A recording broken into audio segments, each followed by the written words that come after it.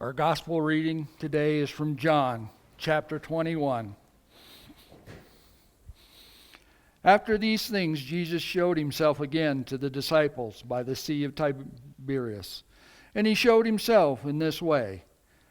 Gathered there together were Simon Peter, Thomas called the twin, Nathanael of Canaan in Galilee, the sons of Zebedee, and two others of his disciples.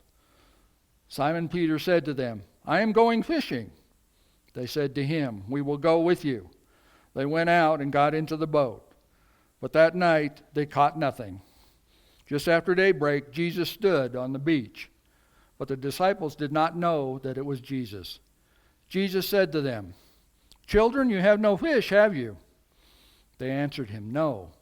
He said to them, "Cast the net to the right side of the boat, and you will find some." So they cast it, and now they were not able to haul it in because there were so many fish.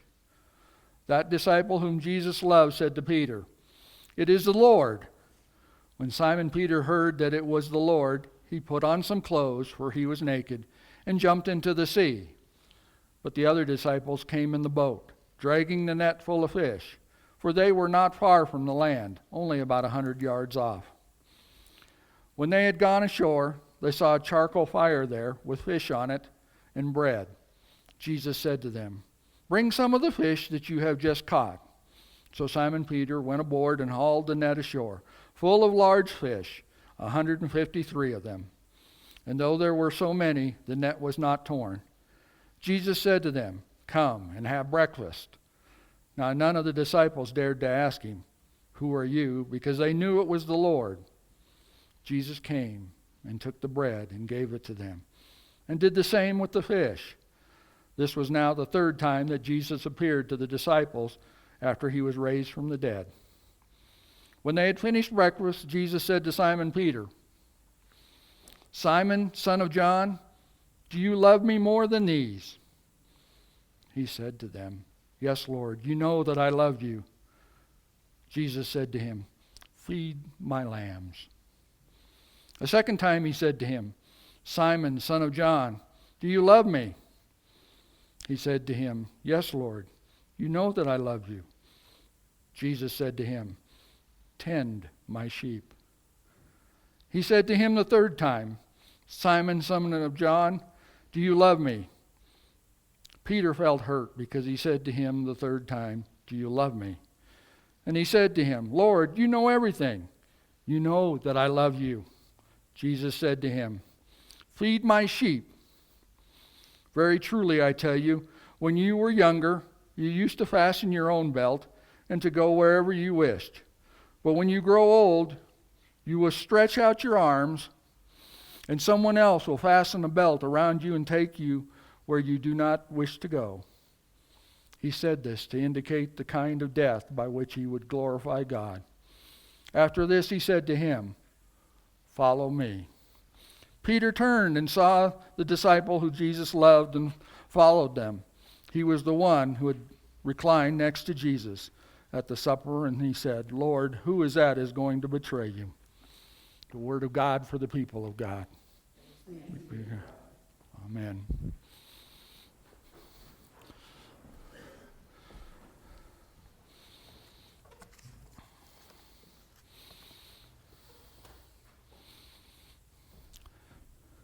How many times in our lives do we torture ourselves with the belief that what we have done in life makes us unfit to be loved by God? How many times do we search for ways to make ourselves worthy of God's love?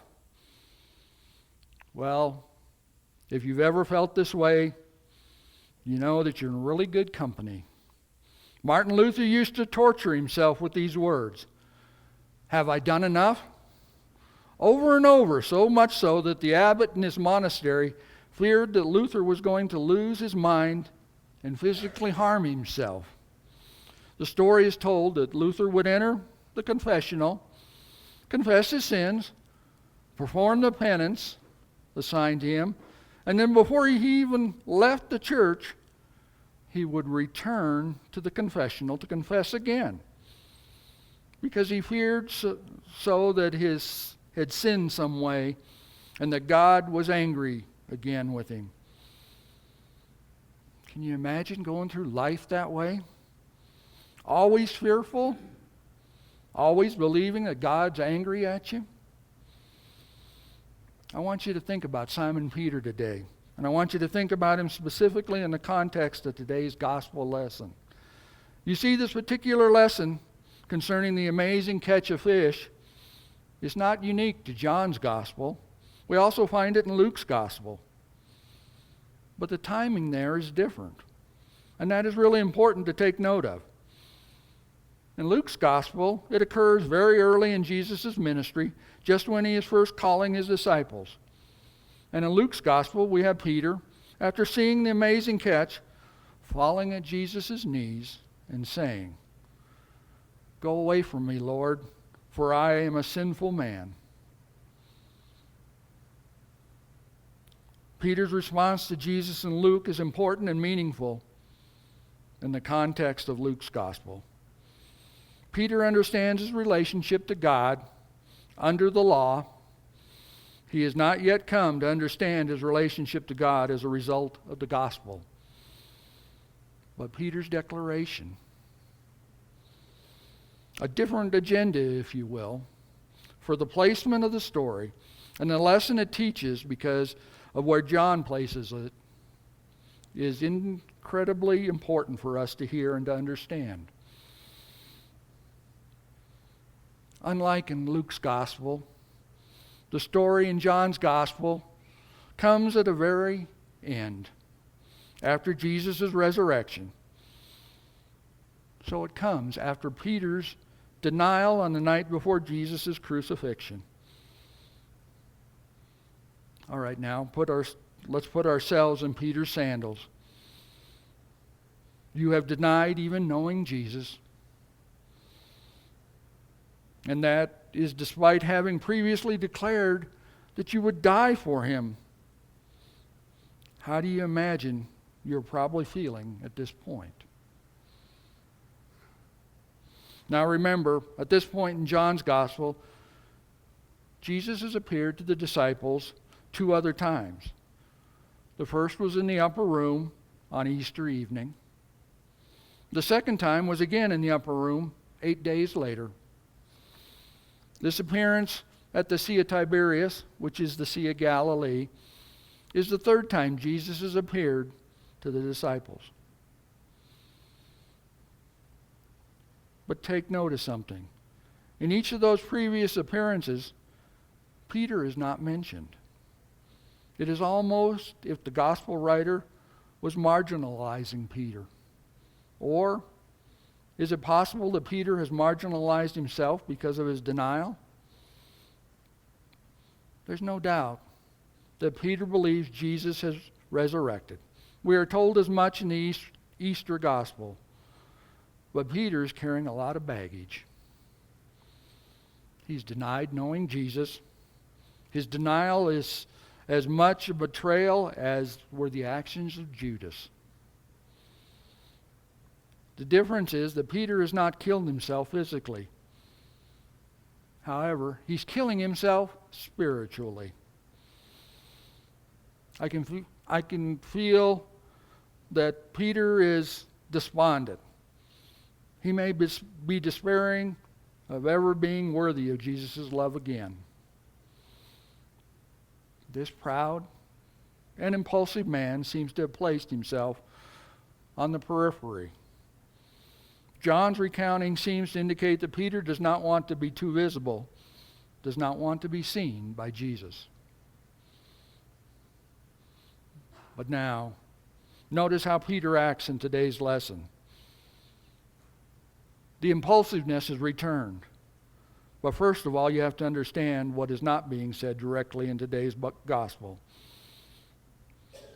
At the beginning of the lesson, we are told that the disciples are still gathered together. But they're no longer in Jerusalem. They are now at the Sea of Tiberias, the Sea of Galilee.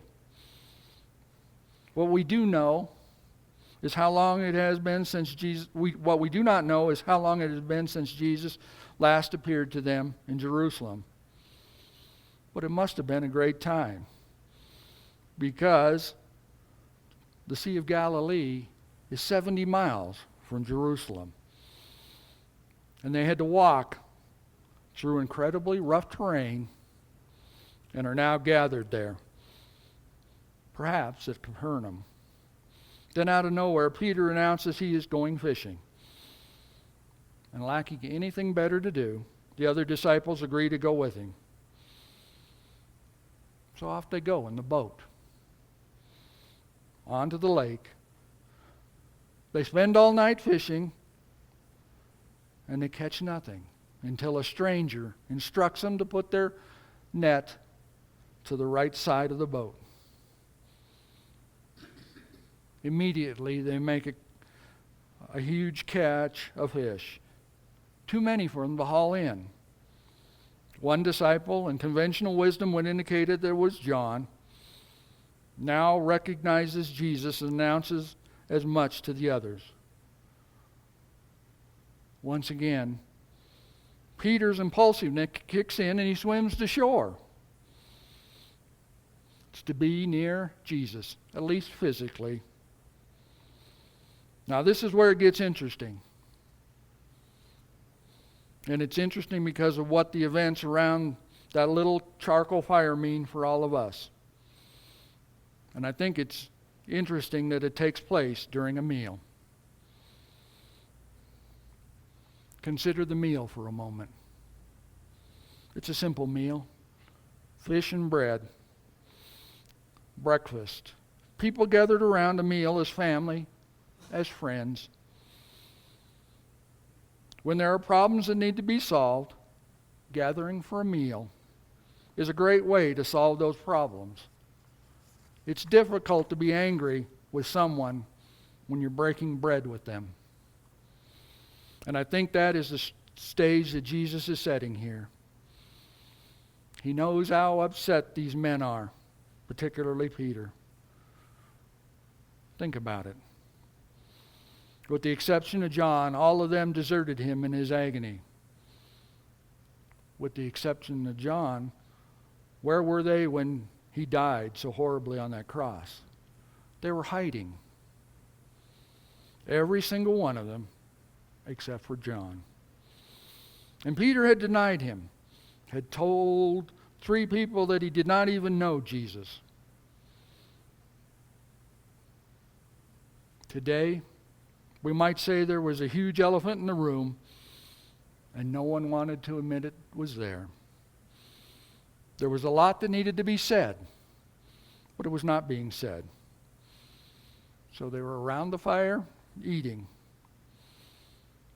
John doesn't record any of the conversation, if there was any. Can you imagine the awkward silence, sitting around eating, not talking? Probably not as hard for men to do, but if women were there, it would even be more so. It is Jesus that breaks the silence, and he breaks it with Peter. Jesus asks, "Simon, son of John, do you love me more than these?"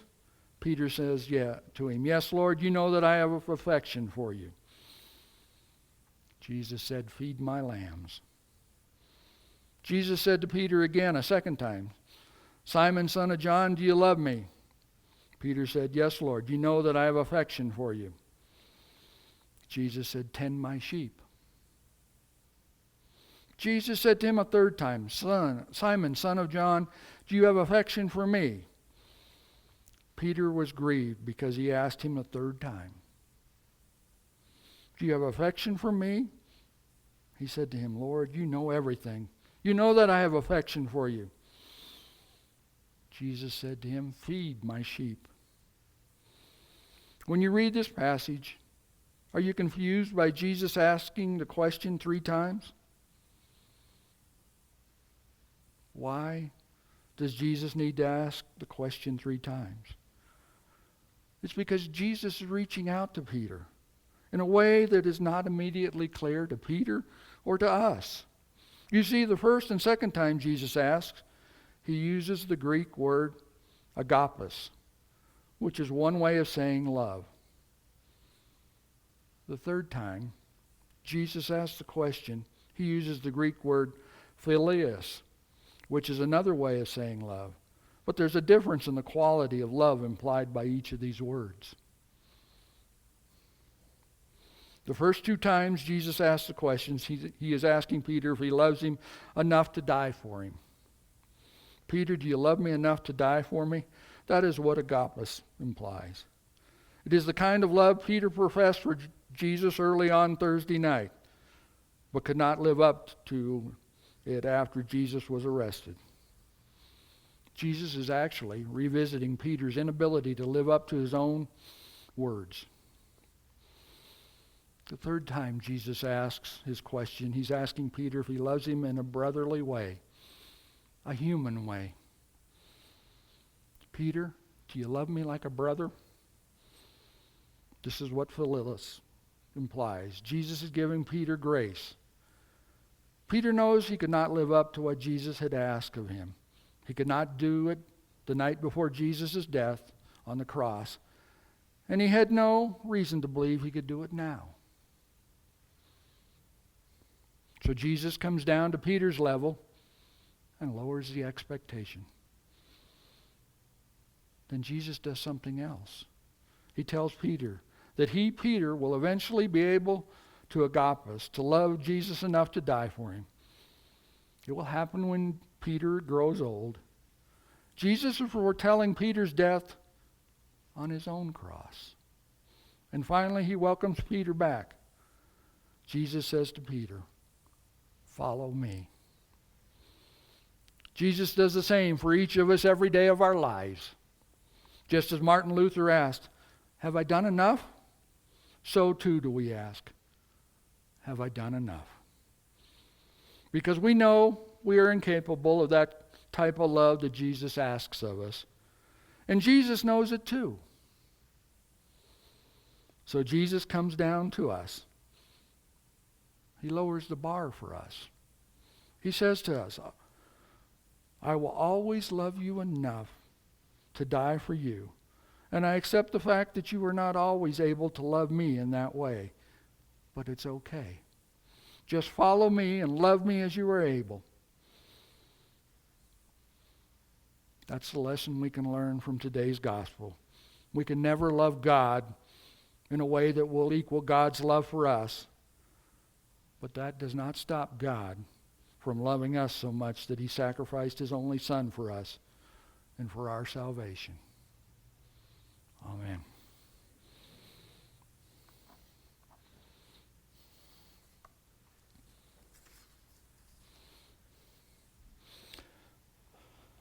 Please join in the Apostles' Creed and